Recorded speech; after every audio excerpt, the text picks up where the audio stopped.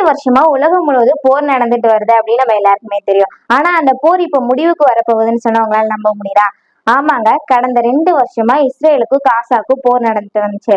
இந்த போர் இப்போ முடிவு கொண்டு வரணும் அப்படிங்கிறதுக்காக காசா அமைதி உச்சி மாநாட்டு நடத்தியிருக்காங்க. இந்த மாநாட்டுக்கு தலைமை யார் தாங்கியிருக்காங்க அப்படின்னு பாத்தீங்கன்னா, அமெரிக்க அதிபர் டிரம்பும் எகிப்து அதிபர் அல் சிசியோ தலைமை தாங்கியிருக்காங்க. இந்த மாநாட்டுல இந்தியா, இத்தாலி, எகிப்து உள்ளிட்ட 20 நாடுகளோட தலைவர்களும் கலந்துகிட்டு இருக்காங்க. இந்த மாநாட்டுல கலந்துக்க சொல்லி மோடிக்கு அழைப்பு வந்திருக்கு. ஆனா மோடி கலந்துக்காம இந்தியா சார்பா மத்திய வெளியுறவுத்துறை இணை அமைச்சரான கீர்த்தி வர்தன் சிங் தான் கலந்துகிட்டு இருந்திருக்காங்க. இந்த போர் எதுக்காக நடந்துச்சு அப்படின்னு பாத்தீங்கன்னா, 2023 இஸ்ரேல நடந்த இசை நிகழ்ச்சியில ஹமாஸ் குழுவினர் தாக்குதல் ஏற்படுத்தினாங்க. இதனால காசால 1200 பேர் உயிரிழந்திருக்காங்க. அது மட்டும் இல்லாம 250 பேரை பிணை கைதியாவும் கைது செஞ்சிருக்காங்க. இதனாலதான் இஸ்ரேலுக்கும் காசாக்கும் போர் நடந்துச்சு. இந்த போரை நிறுத்தணும் அப்படிங்கிறதுக்காக அமெரிக்க அதிபர் டிரம்ப் அவர்கள் 2 நாட்டுக்கும் இடையில அமைதி பேச்சுவார்த்தையை நடத்தியிருக்காங்க.